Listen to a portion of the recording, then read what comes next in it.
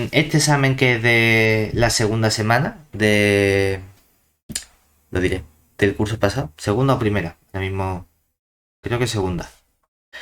Lo que nos piden es estudiar, tenemos 4 preguntas, todas van a valer 2,5 puntos y primero, una igualdad o una equivalencia sobre conjuntos.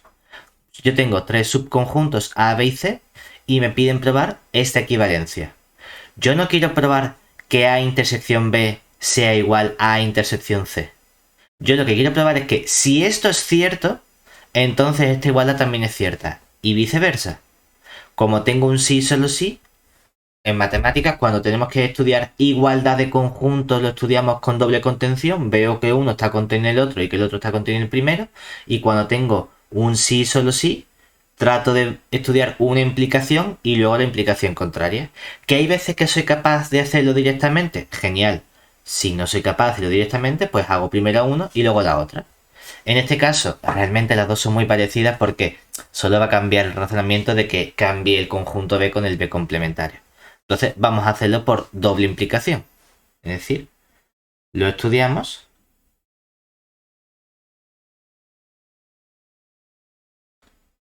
por doble implicación.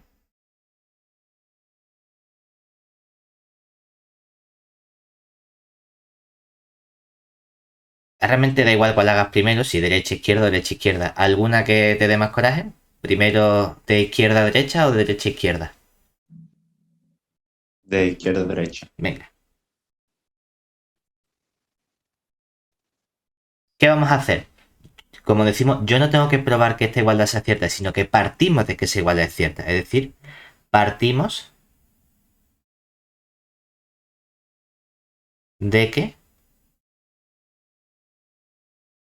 A intersección con B es igual a A intersección con C. Y queremos probar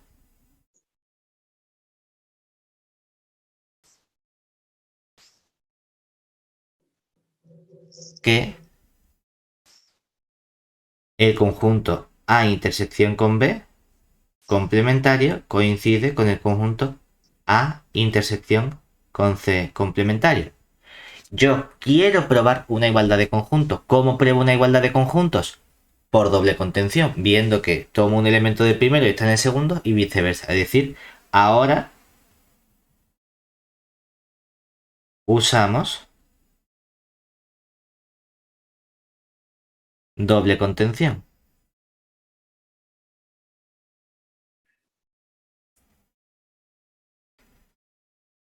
Es decir, por ejemplo, voy a comenzar viendo esta contención. Es decir, tomamos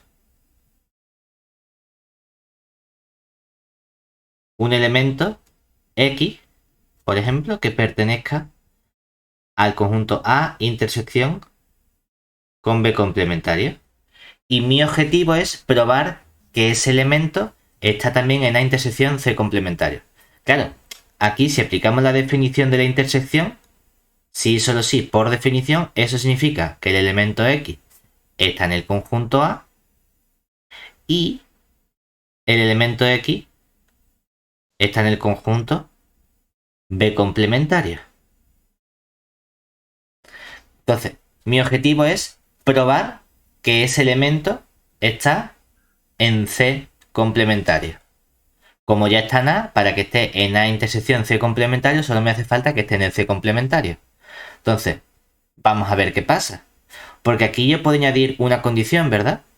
Decir que el elemento X está en B complementario es lo mismo que decir que el elemento X está en B complementario y el elemento X pertenece a C, o decir simplemente que el elemento X está en B complementario y el elemento X no pertenece a C, ¿verdad? Si estoy en esta última condición, ¿qué ocurre? Que como el elemento X está en A y aquí estoy diciendo que el elemento X está en C complementario, ¿eso qué significa por definición? que el elemento X pertenece a el conjunto A intersección con C complementario, ¿verdad? Y entonces habríamos terminado. Bueno, pero ¿qué ocurre en este segundo caso? Porque puede ser que esté en C o que no esté en, ¿verdad? Si no está, fácil, ya lo tiene. Pero, ¿qué ocurriría si está en C? Que entonces yo qué sé, que de aquí, como el elemento X estaba en A y el elemento X está en C, por definición, ¿eso qué significa? Que el elemento X pertenece a A intersección con C, ¿verdad? Pero es que a mí me han dicho, por hipótesis, que el elemento A intersección con C coincide con el conjunto A intersección con B, ¿verdad? Por lo tanto, esto es también A intersección con B. ¿Y esto qué significa? Si solo si el elemento X pertenece al conjunto A, cosa que ya sabíamos, ¿no? Y el elemento X pertenece al conjunto B. Pero fíjate que entonces, ¿qué hemos obtenido? Hemos obtenido de aquí que el elemento X debería estar en B, ¿verdad? Y al mismo tiempo también tenía que el elemento X no estaba en B. Eso no es posible, aquí tengo una contradicción, ¿verdad? Por lo tanto, este caso de aquí, que X esté en B complementario y que X esté en C, no puede darse.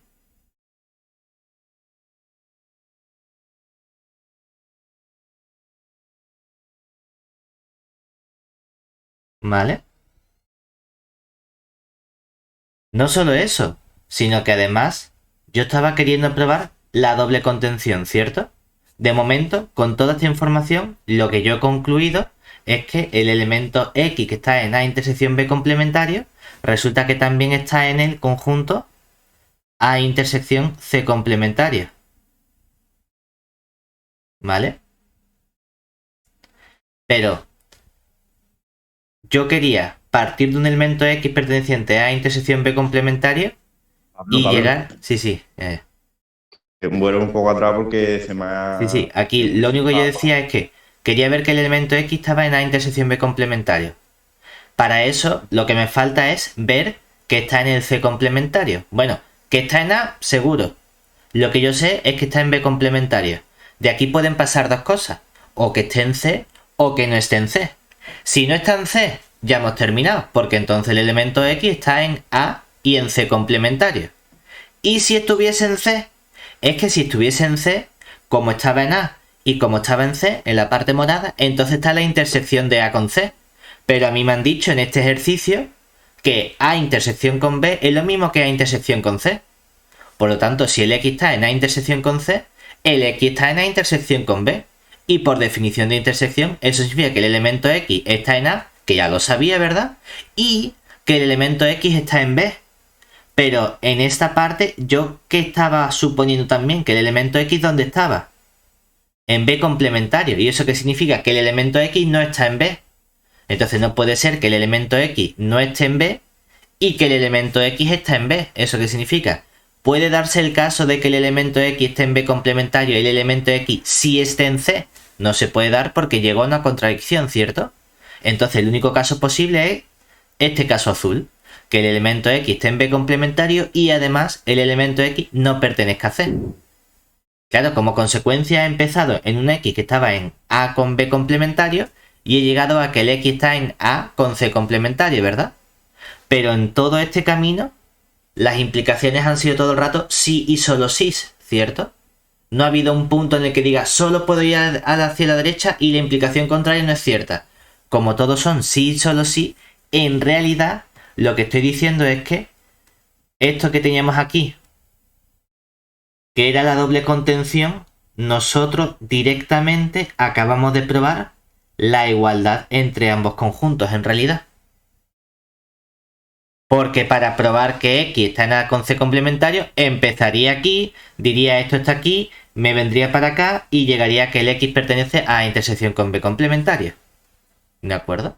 O hacemos la otra contención exactamente igual y lo único que tienes que hacer es copiar todo este esquema cambiando la letra B mayúscula por la letra C mayúscula. Y es exactamente lo mismo, ¿de acuerdo? O sea que tenemos probada la igualdad entre estos dos conjuntos. ¿Eso qué significa? Que en conjunto yo ya tengo una implicación, ¿verdad? Tengo una implicación, si empiezo en esta igualdad, entonces es cierta esta igualdad, ¿vale? ¿Cómo demuestro la otra? Literalmente tenemos que hacer lo mismo, es decir, para probar esta implicación ahora, si partimos ahora de esta igualdad, es decir, si partimos de...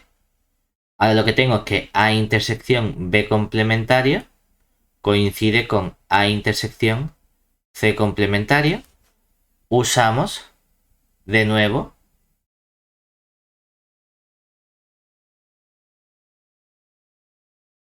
la doble contención para probar esta igualdad. O tú dices, no, mira, yo cojo un elemento X que pertenezca, ahora quiero probar esta igualdad, ¿verdad? Entonces ahora lo cojo de A intersección con B. Que por definición esto significa que el elemento X, que aquí entonces quiero usar de nuevo que la definición, ¿no? Quiero estudiar esta igualdad, cojo un elemento del primero y veo si llego al segundo. Si X está en la intersección, por definición, ¿eso qué significa?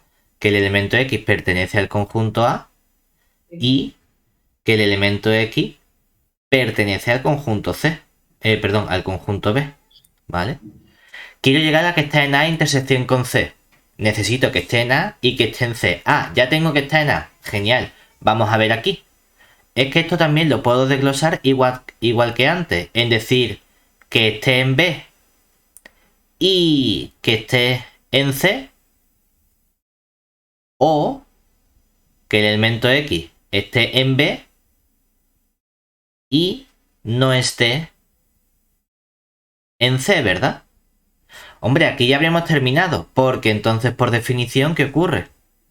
Si el elemento X está en A y el elemento X está en C, eso por definición lo que significa es que el elemento X pertenece a A intersección con C. Y ya lo tenemos. Bueno, vamos a ver este segundo caso. Porque si el elemento X está en el conjunto A y el elemento X no está en C, por definición de intersección, eso significa que el elemento X pertenece a A intersección con C complementario. Pero es que por hipótesis me han dicho que el elemento o el conjunto A intersección C complementario es lo mismo que A intersección B complementario, ¿verdad? Pero por definición eso significaría que el elemento X está en A, cosa que ya sabía, y que el elemento X pertenezca a B complementario. Y aquí llegamos al mismo problema, porque ¿cómo puede ser que el elemento X pertenezca a B complementario y al mismo tiempo el elemento X pertenezca a B? Eso no es posible. ¿Eso qué significa? Que este caso de aquí no se puede dar. Es decir, no puede darse. Y entonces, la única opción posible es este caso de aquí arriba, es decir, la opción azul en la que tenemos que X pertenece a intersección con B, si y solo si X pertenece a intersección con C. Y entonces tenemos probada nuestra igualdad. ¿De acuerdo? Muy bien. Venga, vamos al siguiente. Aquí ya vamos a trabajar con relaciones. Me dan en el conjunto de los números reales una relación diciendo, pues dos números reales están relacionados si y solo si la diferencia es un número natural. Y hay que tener en cuenta que en esta asignatura los naturales empiezan en el 0. Es decir, esto empieza en el conjunto 0, 1, 2, ¿vale? Aunque para mí el 0 no es natural, aquí sí que lo es, ¿de acuerdo? Me piden primero demostrar que R es una relación de orden. Entonces, para que sea una relación de orden, tiene que pasar tres cosas, ¿verdad? Tiene que ser una relación, por un lado, reflexiva, por otro lado, antisimétrica, y por último, tiene que ser una relación transitiva. Si verifica estas tres propiedades, hablaremos de una relación de orden. Y luego le podemos poner un apellido de orden total o de orden parcial. Pero eso es una comprobación adicional. Como por ejemplo cuando yo trabajo con grupos y yo puedo tener el concepto de grupo y aparte a ese grupo llamarlo grupo abeliano o conmutativo. A lo mejor lo es o a lo mejor no. Pues lo mismo ocurre con nuestras relaciones. Bien, entonces, primero, pues vamos a comenzar por cada una de estas propiedades. Es decir, estudiamos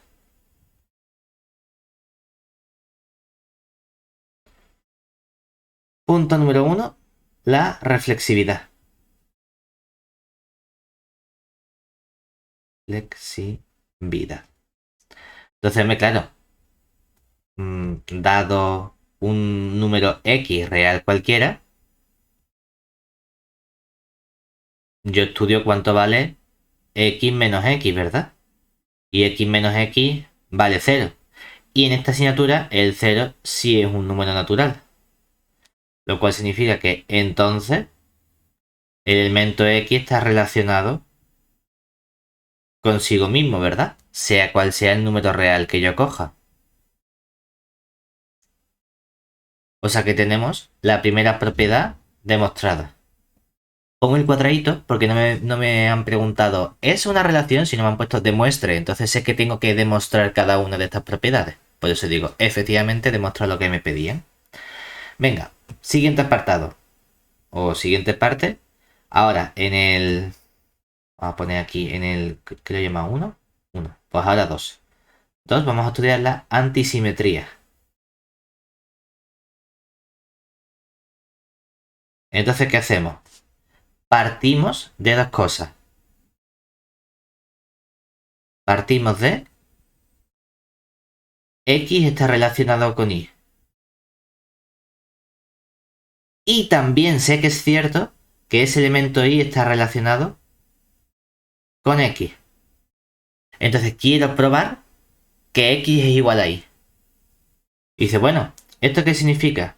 Significa por definición que X menos Y es igual, bueno, más bien, X menos Y pertenece a los naturales. Mientras que abajo lo que tengo es que Y menos X es lo que pertenece a los naturales. Ahora bien, si X menos Y es un número natural, ¿eso qué significa? Bueno, pues significa que existe un cierto número natural, vamos a llamarlo por ejemplo n, perteneciente a los naturales, tal que puedo escribir X menos Y como n. Mientras que abajo lo que me están diciendo es que existe un cierto número natural que puede ser distinto, m, perteneciente a los naturales, tales que Y menos X es igual a m. Claro, pero si yo me fijo en estas dos ecuaciones, ¿verdad? ¿De aquí qué deduzco entonces? Que aquí tengo X menos Y igual a n. Pero aquí tengo Y menos X, que es lo mismo que menos X menos Y. ¿Cierto? O lo que es lo mismo, por un lado tengo X menos Y es igual a n. Y por otro lado tengo X menos Y, este menos lo paso al otro lado. Y me queda X menos Y igual a menos m. Por lo tanto, la n y la menos m, ¿cómo son? Igual. Pero es que n y m son números naturales. Si n fuese positivo, entonces tendría que ser algo positivo es igual a algo negativo, no es posible, ¿verdad? Hay un único caso en el que es posible que un número sea igual a menos otro número.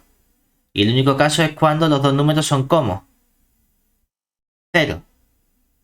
Solamente si n0 y la m0, lo digo porque los dos tienen que ser positivos. Si pudiesen ser negativos, sí podría decir, pues si la n vale 5, la m vale menos 5, porque menos con menos se convierte en más. Pero como la n y la m solo pueden ser números positivos o 0, el único modo de que algo coincida con menos otro es que los dos sean 0. Es decir, la n vale 0 y la m vale 0.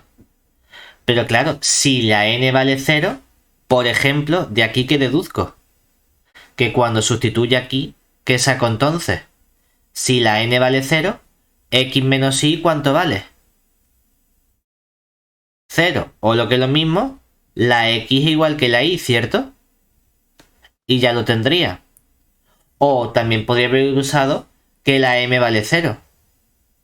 Porque si la m vale 0, entonces sustituyo en esta ecuación y tendría que la y menos x vale 0. O lo que es lo mismo, la y es igual que la x, que también me vale, para decir que los dos números son iguales. O utilizo el azul, o utilizo la morada, utilizo las dos, la que tú quieras, con una es suficiente. O sea que también tengo probada entonces la antisimetría, ¿de acuerdo? Ya solo me falta estudiar que sea transitiva. Es decir, tercer paso, vamos a estudiar la transitividad.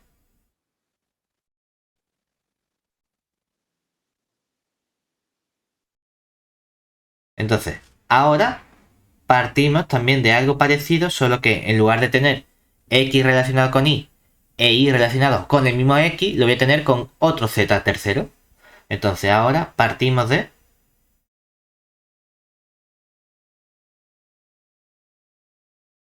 Por un lado, x está relacionado con un cierto y y el y está relacionado con otro elemento z. Por definición, ¿esto qué significa? Significa que x menos y pertenece a los naturales. Mientras que aquí por definición significa que y menos z pertenece a los naturales. Claro, pero entonces ¿qué ocurre? Si yo sumo ambas expresiones, la suma de números naturales sigue siendo un número natural. Es decir, si yo cojo x menos y le sumo y menos z, como esto está en n y esto está en n, la suma de números naturales sigue siendo un número natural.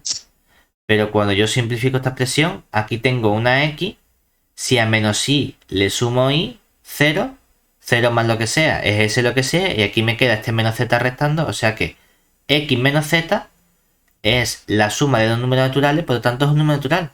Pero entonces, por definición, eso que me está diciendo de x y de z, que si x menos z es un número natural, es que el x está relacionado con el z, que es lo que queríamos probar para ver la transitividad. Como he probado que mi relación es reflexiva, es antisimétrica y es transitiva, en efecto, R es una relación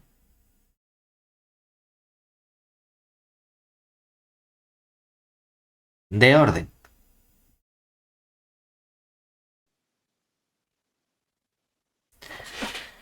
Ahora, me falta ponerle apellido a esa relación de orden. Y el apellido es si es de orden total o de orden parcial. Entonces recordemos para que fuese de orden total, tenía que poder decir que sea cuales sean los números reales que a mí se me ocurran, o bien uno está relacionado con el otro o el otro con el uno. Pero si hay únicamente con que exista un caso en el que no puedo decir ni que x esté relacionado con y, ni que y esté relacionado con x, entonces esa relación de orden no se llama total, se llama parcial. Da igual que falle una vez o que falle tropecientas veces. Con una es suficiente. Entonces, normalmente, en este tipo de ejercicio, estamos o tendemos a pensar que nuestra relación de orden es parcial. Porque si luego me piden estudiar maximales, hombre, pues nosotros sabemos que las relaciones de orden totales, máximo y maximal son la misma cosa. Y el concepto de maximal cobra un poco más de importancia cuando trabajamos con relaciones de orden parciales, porque ahí sí pueden salir cosas distintas, que no significa que tengan que salir. Entonces, como aquí me están pidiendo como relación que la diferencia sea el número natural, siempre que reste dos números naturales, la diferencia, o sea, dos números reales, la diferencia tiene que ser natural, no tiene por qué. Porque si tomamos, por ejemplo, X como... Sí, puedo tomarlo por ejemplo, por hacerlo muy, muy, muy sencillo.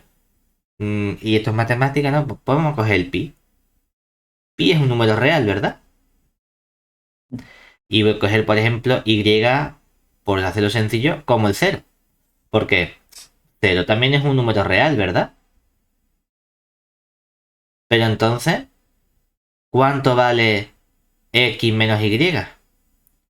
X menos y vale pi menos cero, que pi menos cero es pi. Y ahora, ¿pi es un número natural? ¿Qué va? Pi no pertenece a los naturales. ¿Y eso qué me está diciendo? Que entonces el elemento x no está relacionado, tachamos la r, con el elemento y, ¿verdad? Y cuando yo estudie el elemento y menos x, ¿qué nos queda ahora? 0 menos el pi, ¿cierto? Pero eso vale menos pi. Y menos pi tampoco es un número natural. ¿Y eso que me permite a mí afirmar? Que entonces el elemento y tampoco está relacionado con el elemento x. ¿Qué ha ocurrido entonces? He encontrado dos elementos reales, de modo que ni x está relacionado con y, ni el y está relacionado con el x. Sí, este ejemplo como que podría haber buscado otro tipo de ejemplo, pero con encontrar uno es suficiente para afirmar que R es de orden, como no puede ser de orden total, entonces se le llama de orden parcial. Con que haya un caso en el que falle es suficiente para no llamarla de orden total. Bueno, pues ahora en este subconjunto que a mí me dan, respecto de este orden que a mí me han definido, vamos a ver si es un conjunto acotado en R y vamos a estudiar los maximales. Entonces, para ello vamos a ver las posibles cotas superiores, porque solo me piden esas cosas, no me piden estudiar cotas superiores, cotas inferiores, máximos, mínimos, supremos, ínfimos, maximales, minimales. No, solo si es conjunto acotado, que ojo, conjunto acotado significa acotado superiormente y acotado inferiormente, y los maximales. Vale, es verdad que para estudiar el conjunto acotado sí que debo calcular las cotas superiores y las cotas inferiores. Porque si no hay cotas superiores no está acotado superiormente y entonces no estaría acotado. ¿Vale? Entonces, recordemos que acotado significa que está acotado superiormente y acotado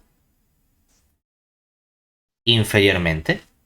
Y que acotado superiormente significa que exista al menos una cota superior. Mientras que acotado inferiormente significa que exista alguna cota inferior. Y que no se nos olvide que cota superior, ¿qué significa? Significa que, si lo estoy haciendo con esta relación, por encima, ¿verdad? Es decir, que para el conjunto A debe existir un elemento M, de modo que el M está relacionado por encima, por entender esta R como menor o igual, para todo elemento de mi conjunto A. Estamos más acostumbrados a lo mejor a las relaciones de orden de escribir esto como A menor o igual con la relación que sea que M para todo elemento A perteneciente al conjunto, ¿vale? Lo que pasa que en lugar de llamar menor o igual lo han llamado R, ¿vale? Y por otro lado, ¿qué significa que exista una cota inferior? Significa que ahora es el M el que está relacionado con el elemento A para todo A. Para indicar con esa analogía que es el M menor o igual que el elemento A para todo elemento A del conjunto A. ¿Vale? Lo importante es que tanto la M como M mayúscula como la M minúscula no tienen por qué estar en el conjunto, pueden ser elementos de R. ¿De acuerdo? Entonces, vamos a estudiar la existencia primero de cotas superiores y luego de cotas inferiores. Entonces, para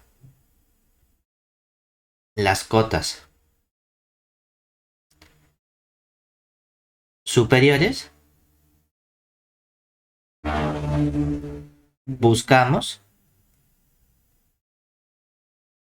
si existe un M perteneciente a R tal que se tenga que A esté relacionado con el M mayúscula para todo elemento A de mi conjunto A. Claro que te dice, bueno, es que en este caso, ¿cuántos elementos tiene mi conjunto? Solo tiene 4. Bueno, pues solo tengo que hacer 4 comprobaciones, ¿verdad? Que sería la pregunta ver si el 0 está relacionado con la M mayúscula, si el 1/4 está relacionado con la M mayúscula, si el 1/3 está relacionado con la M mayúscula y por último, si el 1 está relacionado con la M mayúscula. Vamos a ir aplicando la definición. ¿Cuándo está 0 relacionado con M mayúscula? Cuando 0 menos M pertenece a los naturales, ¿verdad? O sea, sí y solo sí menos M pertenece a los naturales. ¿Vale? Pero de este segundo caso, ¿qué tiene que ocurrir para que 1/4 esté relacionado con M? Que 1/4 menos M pertenezca a los naturales, ¿verdad? Claro. Pero aquí empieza a haber un problema. Porque de estas dos condiciones, ¿yo qué estoy diciendo? Estoy diciendo que al mismo tiempo, menos n tiene que ser un número natural, ¿verdad? Y 1/4 menos n tiene que ser también un número natural, ¿cierto? Pero es que esta condición yo la podría escribir en realidad como decir que 1/4 más menos m tiene que ser un número natural, ¿verdad?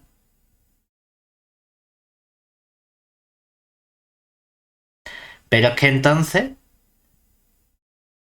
puede ser menos m un número natural y que a menos cuarto o a 1/4 más menos m sea un número natural.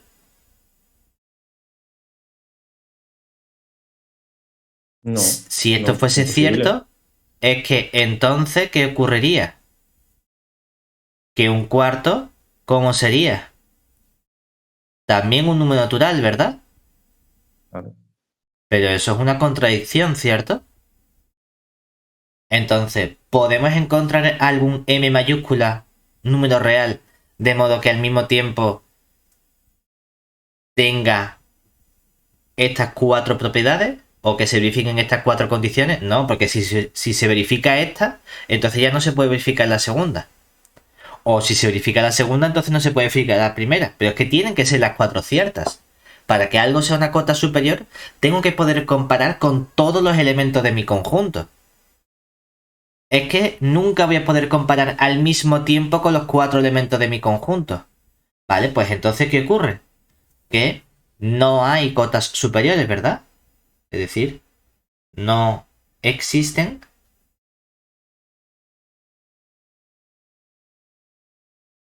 cotas superiores. Ahora bien, si no existen cotas superiores, entonces ¿el conjunto A está acotado superiormente? Que va, porque no tiene cotas superiores, ¿verdad? Entonces A no está acotado superiormente.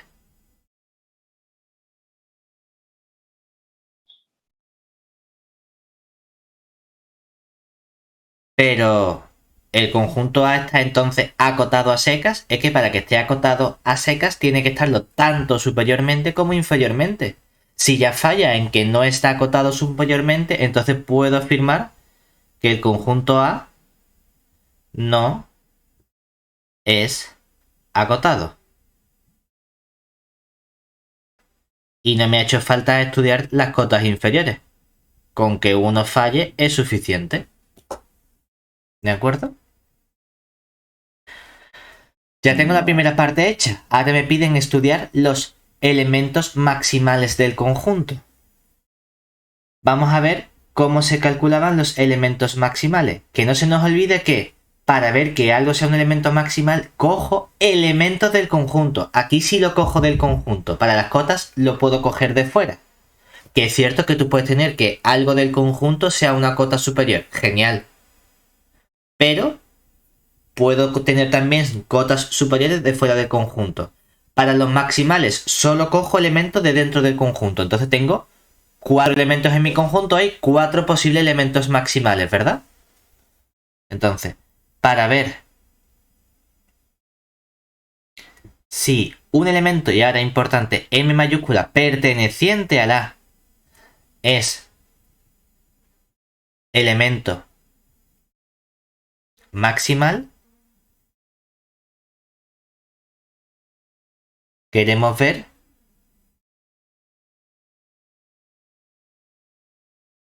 que no exista un elemento A del conjunto A, obviamente que sea distinto de tu elemento M, porque el M también lo coge del conjunto A, tal que el A sea mayor, es decir, esté relacionado por encima con el elemento M, ¿vale? Decimos, bueno, vamos a ir elemento a elemento, es decir, primera pregunta. ¿Es 0 perteneciente a maximal? ¿Qué tenía que estudiar? Con el resto de elementos, si el 1/4 es mayor que el 0, si el 1/3 es mayor que el 0, si el 1 es mayor que el 0. Bueno, pues vamos a verlo, ¿no? Es decir, estudiamos si, por un lado, 0 está relacionado con el 1/4. Vamos a verlo. ¿Cuánto vale 0 menos 1/4? Vale menos 1/4, ¿verdad? ¿Y eso pertenece a los naturales? Eso no pertenece a los naturales, ¿verdad? Entonces, conclusión, 0 no está relacionado con el 1/4. Vale, de momento vamos bien, porque el 1/4 no es mayor que el 0. Venga, ¿y el 0 podría estar relacionado con el 1/3? Bueno, es que ¿cuánto vale 0 menos 1/3? Vale menos 1/3, que eso tampoco pertenece a los naturales, ¿verdad? Y en conclusión, tenemos que el 0 no está relacionado con el 1/3. Ah, mira, qué bien, vamos bien. Me falta 1 por comprobar, ¿verdad? Que sería el 1. 0 está relacionado con el 1. ¿Cuánto vale 0 menos 1? Pues 0 menos 1 vale menos 1, que tampoco es un número natural. Pero es que entonces puedo afirmar que el 0 no está relacionado con el 1. Entonces la pregunta es, ¿hay algún otro elemento del conjunto A distinto del 0, es decir, el 1/4, el 1/3 o el 1, que sea mayor que el elemento 0? No. Porque no los he podido relacionar. Bueno, pero es que no te estoy diciendo si los puedes comparar, te estoy diciendo que ¿los has comparado y sale más grande? No. Suficiente. No, es que son cosas de... Es que no puedo ver si es más... Bueno, pues ya está. La pregunta no es si los puedes comparar o no, que eso es lo que me hace falta para las cotas. La pregunta es si es más grande. Si no los puedes comparar, no me puedes afirmar que sea más grande. Entonces, como el 1/4 no es más grande que el 0, ni el 1/3 es más grande que el 0, ni el 1 es más grande que el 0, con esta relación de orden que me han definido, puedo afirmar el qué. Que entonces el 0 sí es un elemento maximal. Bueno, vamos a hacer lo mismo con el 1/4, con el 1/3 y con el 1, ¿verdad? Es decir, análogamente,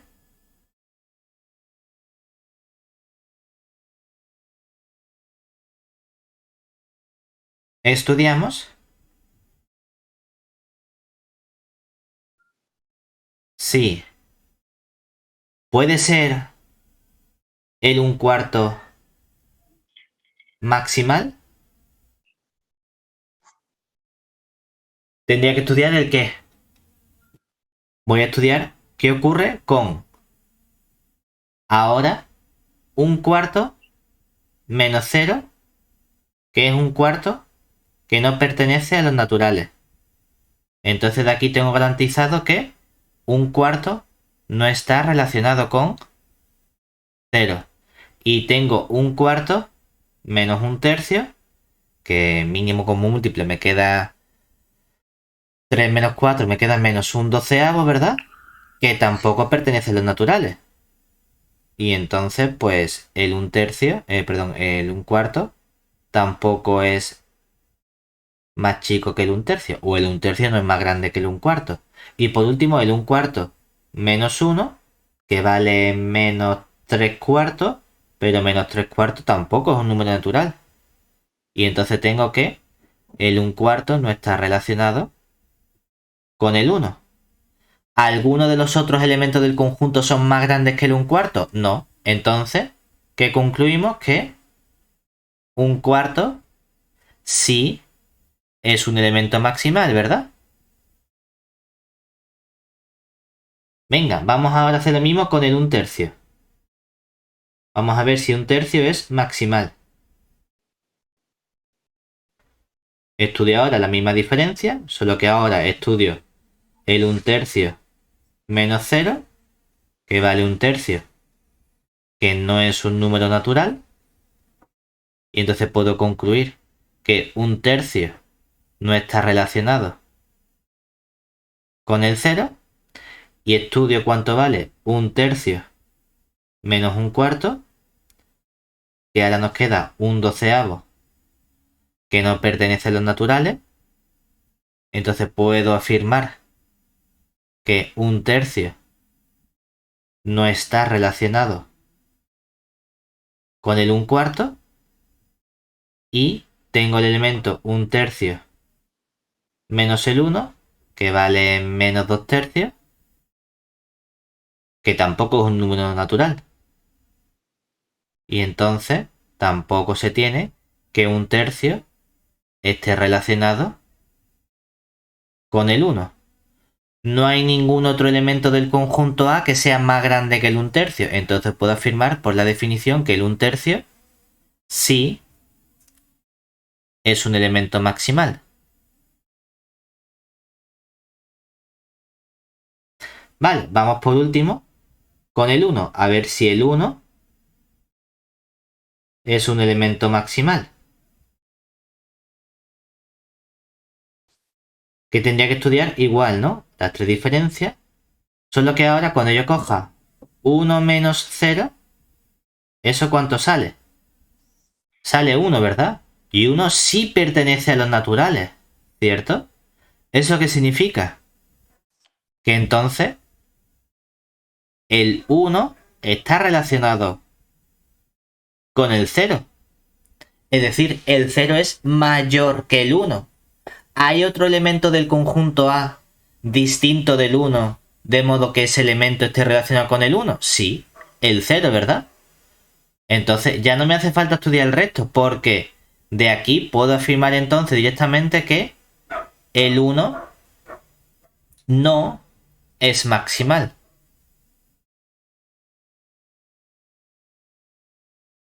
¿De acuerdo? Porque he encontrado otro que es más grande que el 1, con esta relación de orden. Que puede resultar raro pensar en que el 0 es más grande que el 1, pero no es la relación normal y corriente de orden que estamos habituados a tener en R, sino que es una nueva relación, ¿vale? Y ya lo tenemos, es decir, los elementos maximales del conjunto A son el 0, el 1 cuarto y el 1 tercio. Y el 1 es el único que no es un elemento maximal, ¿vale? Muy bien. Venga, siguiente ejercicio. Ahora nos piden, ejercicio 3, utilizar la identidad de Bézout para probar que el número 5 elevado a n más 1 más 6 elevado a n más 1 y el número 5 elevado a n más 6 elevado a n son dos números primos entre sí. Entonces, vamos a recordar qué nos decía la identidad de Bézout. ¿Por qué? La identidad de Bézout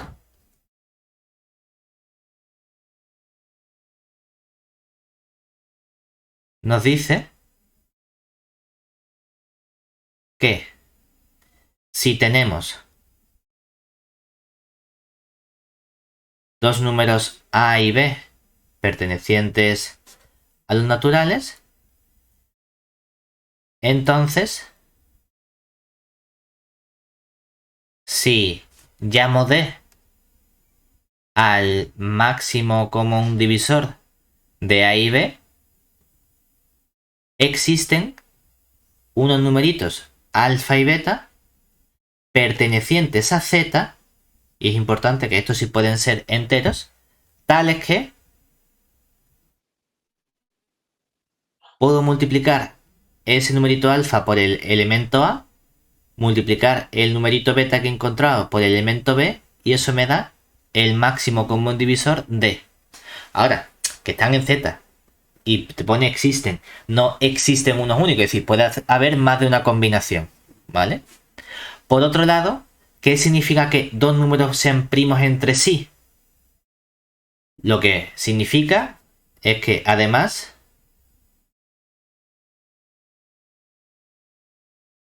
A y B son primos entre sí si resulta que ese máximo común divisor, ¿cuánto vale? 1, ¿verdad? Entonces, ¿qué me están pidiendo a mí en este ejercicio?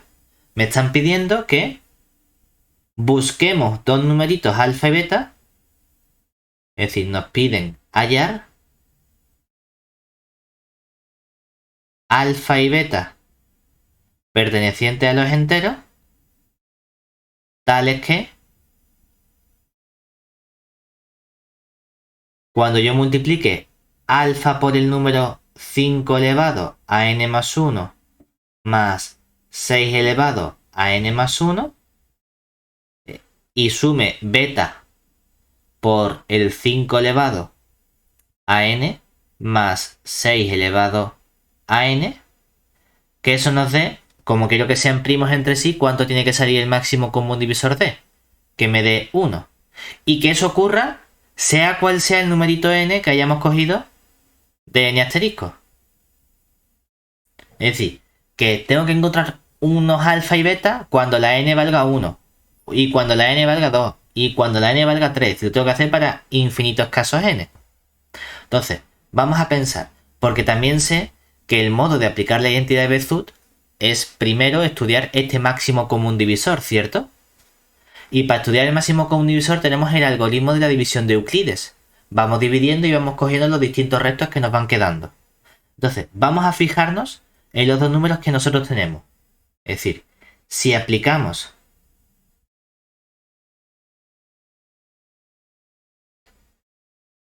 el algoritmo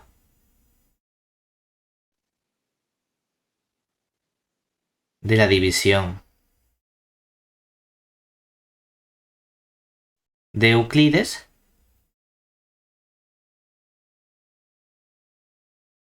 tenemos que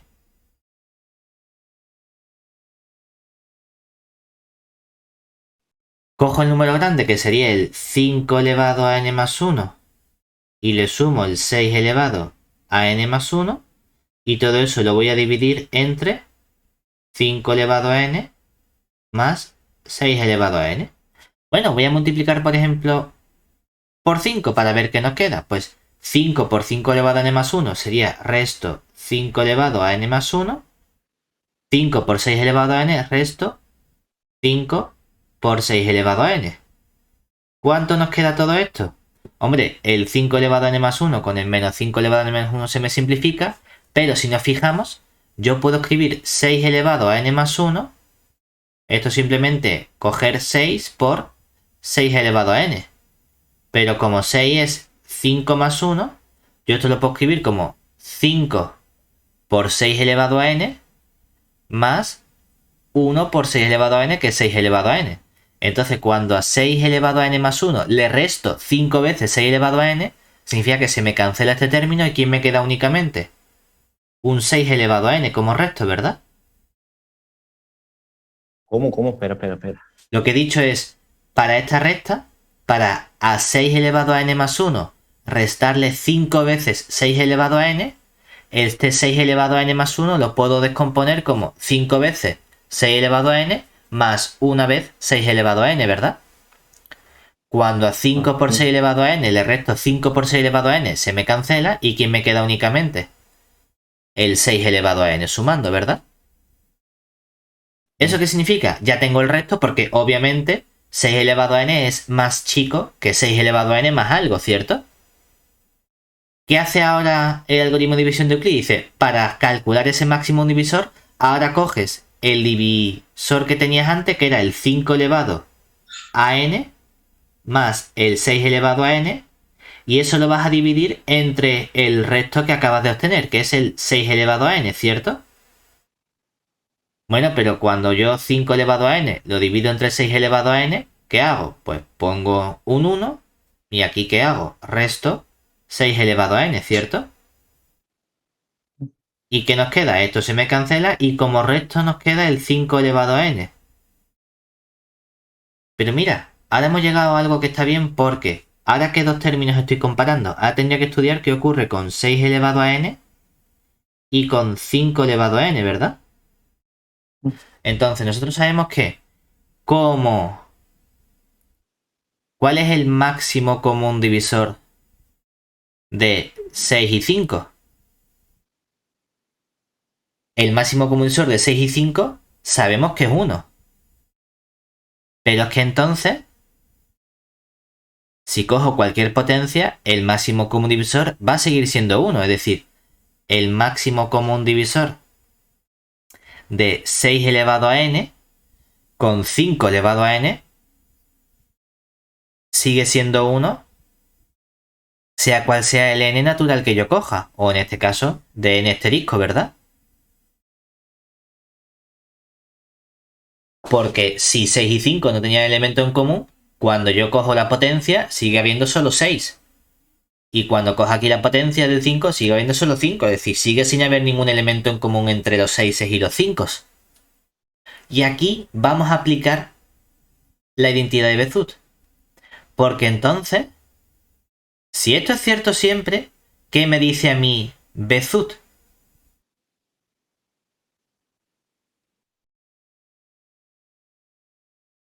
Lo que nos dice es que hay unos numeritos, es decir, existen, vamos a llamarlos alfa tilde y beta tilde pertenecientes a z, tales que yo puedo escribir el 1 como alfa tilde por el 6 elevado a n más beta tilde por el 5 elevado a n, ¿verdad? Y además esto es cierto sea cual sea el n que yo coja. Bueno, pues vamos a ver cómo recapitulamos toda la información que hemos obtenido.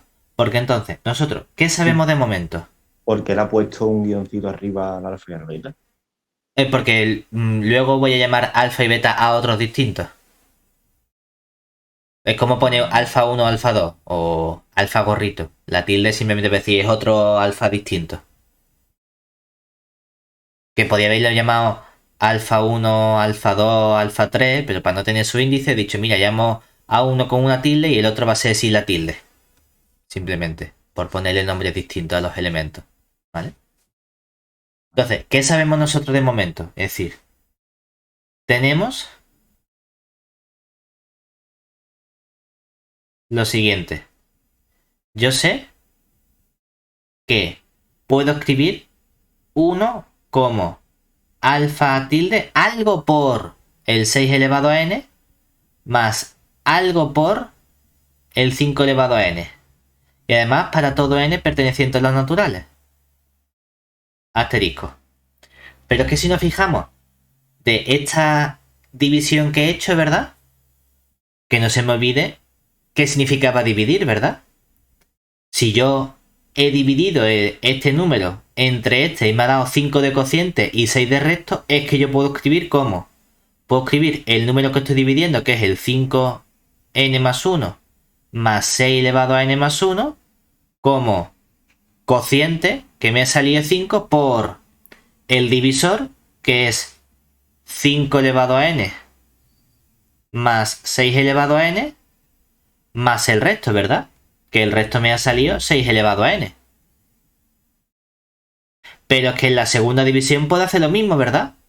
El número que estoy dividiendo, el dividendo, que es 5 elevado a n, lo puedo escribir, bueno, 5 elevado a n más 6 elevado a n, lo puedo escribir como el cociente, que el cociente era 1, ¿vale? Pues bueno, pues 1 por el divisor, que es 6 elevado a n, más el resto, que es 5 elevado a n. Pues entonces lo que vamos a utilizar es, yo quiero llegar a una expresión como la que tengo aquí, ¿verdad? Pero en lugar de tener el 6n y el 5n, tener el 5n más 1 más 6n más 1, y en el otro tener el 5n más 6n. Pues vamos a ir sustituyendo los distintos restos. Es decir, vamos a coger este primer resto y lo vamos a sustituir en esta ecuación. Entonces, sustituimos los restos. Decimos, mira, yo tenía la ecuación 1 igual a alfa tilde por 6 elevado a n más beta tilde por 5 elevado a n, ¿verdad? Y lo que va a ser cambiar este resto, que es 5 elevado a n. Ah, bueno, pero es que entonces yo tengo aquí alfa tilde que multiplica a 6 elevado a n más un beta tilde que multiplica ¿a quién? Si despejo el 5 elevado a n, aquí me queda todo este número, ¿verdad? Que va a ser ese número 5 elevado a n más 6 elevado a n, pero vamos a agruparlo como si esto fuese todo un numerito, ¿vale? Y le resto el 6 elevado a n, ¿vale? Digo que no voy a simplificar este 6 elevado a n con este 6 elevado a n, ¿de acuerdo? Sino que vamos a guardarnos este número como un número que es 5n más 6n. Y ahora vamos a agrupar términos. Lo que va con el número 5n más 6n y lo que va solo con el 6 elevado a n. Ah, es que entonces yo veo que aquí tengo un beta tilde, que todo eso multiplica a este 5n más 6n. Y todo lo que va con el número 6 elevado a n, ¿qué tengo? Ah, pues mira, aquí tienes un alfa tilde, ¿verdad? Y luego tienes menos beta tilde. Y todo eso que multiplica el 6 elevado a n, ¿verdad? Pero es que ahora voy a sustituir el otro resto. Me voy a ir a esta ecuación y voy a cambiar el 6 elevado a n por toda esta expresión. Es decir, voy a sustituir este de aquí. Porque entonces, ¿qué vamos a obtener? Cuando sustituyo, decimos, ah, mira, es que tienes, esto se queda tal cual. Ese beta tilde que multiplica al elemento 5n más 6n más todo este bicho que es el numerito alfa tilde menos beta tilde. Y ahora, ¿quién va a aparecer? Va a aparecer, despejo esto. Cojo este numerito como 1, es decir, cojo al 5n más 1 más 6n más 1, le resto 5 veces el número 5n más 6n. Y ahora voy a agrupar todo lo que va con el numerito 5n más 1 más 6n y todo lo que va con el numerito 5n más 6n. Porque vamos a fijarnos en que ¿qué va con el número 5n más 1 más 6n más 1? Únicamente esto de aquí delante, ¿verdad? Este alfa tilde menos beta tilde. Todo eso va multiplicando al 5 elevado a n más 1 más 6 elevado a n más 1. Y ahora voy a sumar. ¿Qué multiplica al 5n más 6n? Pues mira, aquí tengo este menos 5, lo multiplico por esto de aquí, ¿verdad? Menos 5 por menos beta tilde, me queda 5 beta tilde, ¿verdad? Pero aquí hay otro beta tilde. 5 beta tilde más un beta tilde me queda 6 beta tilde, ¿cierto? Y menos 5 por alfa tilde, pues me queda menos 5 alfa tilde. ¿Cierto? Oye, pues esta igualdad es cierta para todo numerito n perteneciente a los naturales sin el 0. Y lo que yo sé es que puedo encontrar este numerito alfa tilde y beta tilde. Pero entonces, ¿he sido capaz de encontrar un numerito alfa que multiplique al 5n más 1 más 6n más 1 y otro número beta que multiplique al 5n más 6n de modo que eso sume 1? Ah, pues mira, resulta que yo aquí tengo un numerito alfa menos beta tilde, que a esto lo puedo llamar simplemente numerito alfa, ¿verdad? Y tengo aquí un número que es 6 beta tilde menos 5 alfa tilde, que lo puedo llamar simplemente beta. Alfa tilde y beta tilde eran números enteros. La suma o resta de números enteros sigue siendo un número entero, ¿verdad? Y si beta tilde era un número entero, cuando lo multiplico por 6 sigue siendo un número entero. Si alfa tilde era un número entero, cuando lo multiplico por 5 sigue siendo un número entero. Y cuando a un número entero le resto otro número entero, el resultado es un número entero, ¿verdad? Hay dos números alfa y beta en Z, de modo que alfa por este número más beta por este número da 1. Sí. Es que no sé cuánto valen el alfa tilde y el beta tilde exactamente. Bueno, es que no hace falta. Simplemente quiero ver si existen esos numeritos. Y para eso he usado un paso intermedio en el que he llegado a algo que seguro que era siempre cierto. 6 y 5 tienen máximo común divisor 1. Entonces sus potencias también tienen como divisor 1. Entonces para sus potencias siempre puedo encontrar un numerito y otro numerito que cuando multiplique ese numerito por el 6n y ese numerito por el 5n, eso siempre me da 1. ¿Y cuánto valen este alfa tilde y este beta tilde? Lo que sea. No me hace falta calcularlo explícitamente. Simplemente probar que están ahí. Y con esos dos numeritos soy capaz de probar que hay unos alfa y beta para la suma de estos dos que tengo aquí. ¿Vale? Entonces tenemos así probado que efectivamente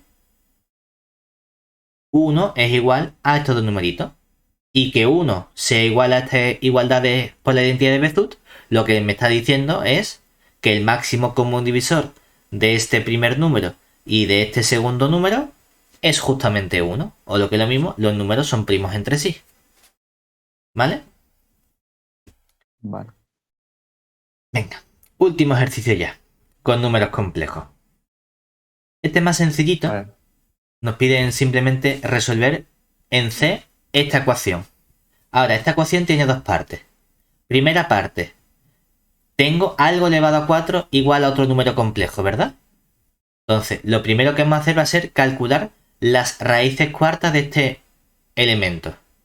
Es decir, es como si tú dijeses, mira, aquí primero llamamos, vamos a llamarlo por ejemplo z mayúscula al número complejo 2z más 1 entre z menos 1 y resolvemos z mayúscula elevado a 4 igual a 1. Es decir, calculamos las raíces cuartas del número 1. Y segundo, despejamos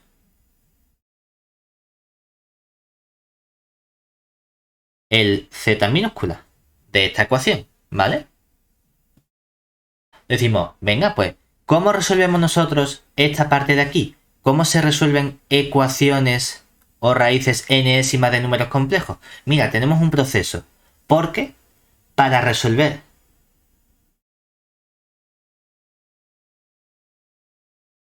z elevado a n igual a un cierto w con z y w números complejos, seguimos los siguientes pasos.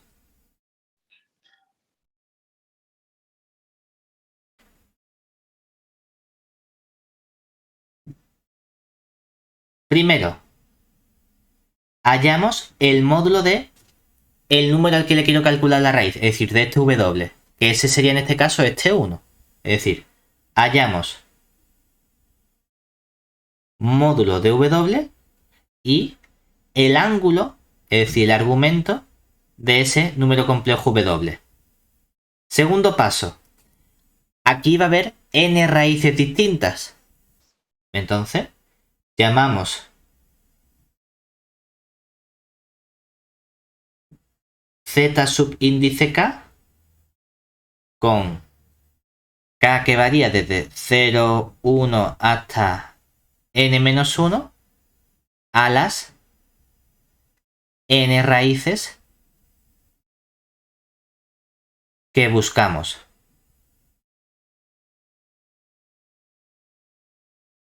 Pero como esas n raíces son números complejos, ¿qué me hace falta para obtener ese número complejo? Su módulo y su argumento. Ah, bueno, pues resulta que el módulo de los z sub k es fácil de calcular. Lo único que tengo que hacer es coger el módulo de cada o del w y calcularle la raíz enésima a ese módulo.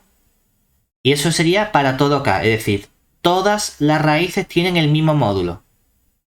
¿Vale? Pero los ángulos, los argumentos sí que van a cambiar. ¿Cuál es el ángulo o el argumento de cada raíz z subíndice k? Es coger el ángulo que tenía el w, voy a sumarle 2pi tantas veces como me indique el k. Si k vale 0 no le sumo 2pi, si k vale 1 le sumo una vuelta, si k vale 2 le sumo 2 vueltas, si k vale n-1 le sumo n-1 vueltas, y todo eso lo voy a dividir entre el orden de la raíz n, ¿vale? Para que en total haya n ángulos distintos. Y esto sería con k igual a 0, 1 hasta n-1, ¿vale? ¿Puedes repetir desde el primer punto? Aquí yo estoy buscando las ecuaciones, ¿verdad? Sí. Entonces, tengo z elevado a n igual al número w.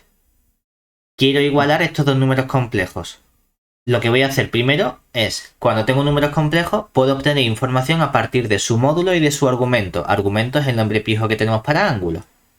Es decir, vamos a ver el módulo que tiene ese número complejo y el ángulo que forma ese número complejo con el origen.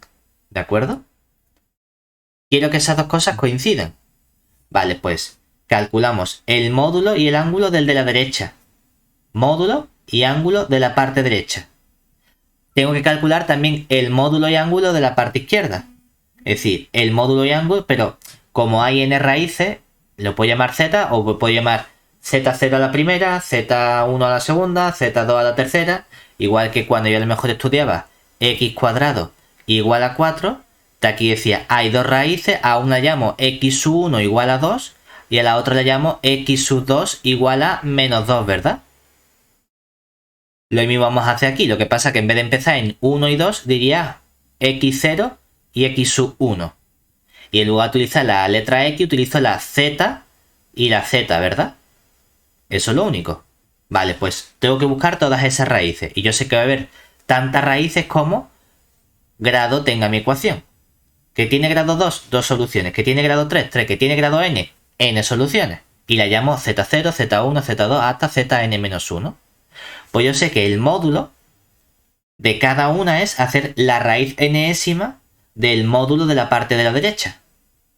Mientras que el ángulo que tiene la parte izquierda va a ser coger el ángulo de la parte derecha, sumarle vueltecitas y dividir entre el número de raíces que estoy buscando. ¿Vale? Entonces, ¿cómo aplicamos esto en nuestro caso con z cuarta igual a 1? con este z mayúscula? Mira, vamos a hacerlo. Entonces, en nuestro caso, hemos hecho un primer cambio que hemos llamado a todo lo que hay dentro del paréntesis le ponemos z mayúscula. Es decir, lo que sea, ¿verdad? Entonces, en nuestro caso, queremos resolver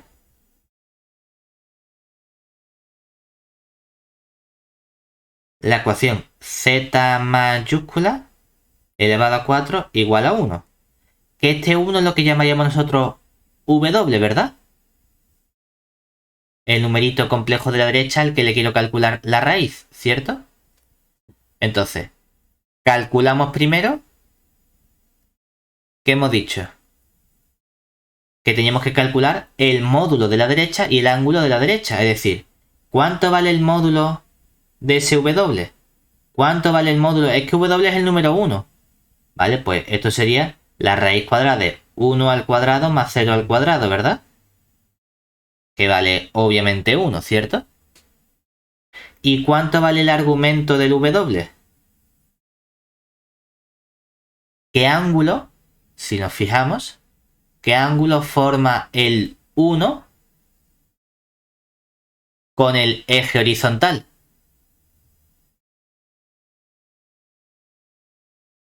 El ángulo que forma es un ángulo de 0, ¿verdad? Vale, pues ahí tenemos nuestro ángulo número complejo. Pues forma 0. Entonces, ahora buscamos nuestras soluciones, ¿verdad? Nuestras soluciones son las z mayúscula subíndice k. ¿Cuánto vale el módulo de cada z mayúscula subíndice k? Es coger el módulo de la derecha y hacerle la raíz, en este caso, cuarta, ¿verdad? Dice, bueno, es que ¿cuánto valía el módulo de la derecha?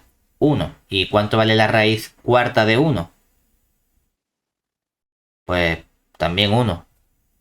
Vale, ¿cómo sacamos ahora los ángulos de la izquierda? Pues los ángulos de la izquierda va a ser coger el ángulo de la derecha, el ángulo de nuestro w al que le estamos calculando la raíz cuarta, sumar 2pi por k, y en este caso dividir entre el orden de la raíz, que ¿qué orden tenemos? Tenemos orden 4, ¿verdad? Pues dividimos entre 4. Y esto sería para k igual a 0, a 1, a 2 y a 3, ¿cierto? Hasta el n-1, que sería 4 menos 1, que es 3. ¿Cuántos ángulos va a haber? 4 ángulos distintos. Bueno, pues vamos a ver cuánto valen, ¿verdad? Es decir, ¿cuánto valdría el ángulo del z0? Pues el ángulo del z0 mayúscula, ¿quién sería? Coger el ángulo del w. ¿Cuánto vale el ángulo del w? 0. Le sumo 2pi por 0. Le sumo 0 y divido entre 4, ¿verdad? ¿Y cuánto me sale esto? Pues 0 también. 0. Venga, vamos a coger el ángulo del z1. Que sería, coge el ángulo del w, 0. Ahora sí le suma 2pi por 1, ¿verdad? O sea que le sumo 2pi y divido entre 4. Y cuando simplifico, 2pi entre 4 me queda lo mismo que pi medio, ¿cierto? Y cuando coja el argumento del z2, ¿qué vamos a hacer ahora? Vamos a coger el 0, le sumo 2 por 2pi, que sería, le sumo 4pi, y divido entre 4. Que 4pi entre 4 me queda simplemente pi. Y ya por último, el ángulo del z3 mayúscula, ¿quién sería? Cojo 0, le sumo 2pi por 3, le sumo 6pi, divido entre 4 y cuando esto lo simplifico, ¿qué me queda? Puedo dividir entre 2 y me queda un 3pi medio, ¿cierto? Claro, entonces, ¿cuáles son las raíces de la ecuación? Es decir, hemos obtenido entonces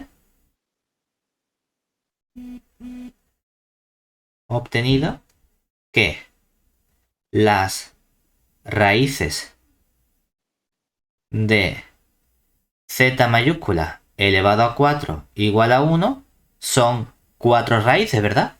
Un z sub 0 que sería módulo. ¿Cuánto vale el módulo? 1 por e elevado a i por el ángulo. E elevado a i por 0 que vale... mira, que este es el número complejo. 1 simplemente. Ah, vale. Y tengo un z sub 1 que sería módulo 1 por e elevado a i por el ángulo que forma un ángulo de pi medios. Pero si nos fijamos, cuando yo represento el número que tiene módulo 1, que está distancia 1 en el eje Y, y que forma un ángulo de 90 grados, ¿verdad? Este eje vertical es el eje de los números complejos puros. O sea que este 1 es la unidad imaginaria y. O sea que este número es justamente la unidad imaginaria y. ¿De acuerdo? Si no lo vemos así, utilizamos la fórmula trigonométrica y decimos, es que esto es 1 por el coseno del ángulo de pi medio más i por el seno del ángulo de pi medio. Y aquí sí vemos que ¿cuánto vale el coseno de pi medio? 0. ¿Cuánto vale el seno de pi medio? 1. I por 1 es i. 0 más i es i. I por 1 es i. ¿Vale? Siguiente, el z sub 2 sería 1 por e elevado a i por el pi, que aquí ¿qué nos queda? Coseno de pi vale menos 1, seno de pi vale 0, menos 1 por 1 es el número menos 1. Y por último el z3, que sería el 1 por e elevado a i 3 pi medio, que nos saldría ahora el menos i cuando calculamos coseno de 3 pi medio es 0, seno de 3 pi medio es menos 1 por i es menos i por 1 es menos i. Ya tengo los z mayúsculas, pero yo no quería calcular los z mayúsculas, yo quería calcular los z minúsculas, ¿verdad? Bueno, pues ahora deshacemos el cambio. Es decir, deshacemos el cambio que era z mayúscula, lo he llamado yo a 2z más 1 dividido entre z menos 1. O lo que es lo mismo, este pasa multiplicando y z menos 1 multiplica el z mayúscula y eso es igual a 2z más 1. Aquí tengo entonces el z por el z mayúscula menos el z mayúscula es igual al 2z más 1. Voy a agrupar los z minúsculas, que son los que yo quiero obtener. Paso restando y me queda z minúscula que multiplica al z mayúscula menos 2 es igual, este menos z mayúscula pasa sumando, z mayúscula más 1, punto y coma. Ya obtenemos entonces que el z es simplemente al z mayúscula más 1 le resto el z mayúscula menos 2. ¿De acuerdo? Y entonces, ¿qué ocurre? Que aquí había 4 soluciones, ¿verdad? Porque por cada z mayúscula hay un z minúscula. Es decir, ¿quién sería entonces el z sub 0 minúscula? Sería coger al z0 mayúscula, le sumo 1 y divido entre al z0 mayúscula, le resto 2. ¿Cuánto valía el z0 mayúscula? Valía 1, o sea que hago 1 más 1 y divido entre 1 menos 2. ¿Cuánto vale entonces el z0 minúscula? 1 más 1, 2. 1 menos 2, menos 1. 2 entre menos 1 me queda 2 entre menos 1, menos 2. ¿Vale? Ahora, ¿quién sería el z sub 1 minúscula? Cambio el z sub 1 mayúscula, le sumo 1 y al z sub 1 mayúscula le resto 2. Y me queda el número complejo i más 1 entre i menos 2. Que hombre, que seguramente nosotros lo que haríamos aquí sería simplificar esta expresión diciendo aquí sí multiplico arriba y abajo por el conjugado, ¿verdad? Y diría el i más 1 lo multiplico por el conjugado, que sería menos i menos 2, para que abajo me quede el módulo, es decir, sería cuadrado del primero menos 2 al cuadrado, cuadrado del segundo, 1 al cuadrado, y todo eso que me quedaría 1 por menos 2, menos 2. Bueno, i por menos i sería i por i cuadrado, que es menos 1, con el menos se convierte en más 1, i por menos 2, menos 2i, 1 por menos i, menos i, 1 por menos 2, menos 2. Y todo esto simplificado sería menos 2 más 1 es menos 1, menos 2i menos i, menos 3i. Y todo eso lo dividimos entre menos 2 al cuadrado, que es 4, más 1, 5. O si quieres lo puedes separar en menos 1/5 menos 3/5 de i. Hace lo mismo con el z sub 2, es decir, cuando sustituya, ¿quién era el z2? El z2 valía menos 1, entonces ahora menos 1 más 1 entre menos 1 menos 3 menos 2, menos 1 más 1 es 0, pues nos queda 0, ¿verdad? Y ya por último el z3, que sería al menos i le sumo 1 y divido entre el menos i menos 2. Hacemos lo mismo de multiplicar por el conjugado, menos i más 1. Multiplico por i menos 2. Abajo ya sé que me va a quedar el módulo, que es de nuevo 5. Y arriba, menos i por i me queda 1. Menos i por menos 2 me queda más 2i. 1 por i me queda más i. 1 por menos 2 me queda menos 2. 1 menos 2 menos 1. 2i más i más 3i. Y todo eso dividido entre 5. O si quieres lo pongo como menos 1/5 más 3/5 de i. Y estas son las 4 soluciones que tengo de mi ecuación original. ¿De acuerdo?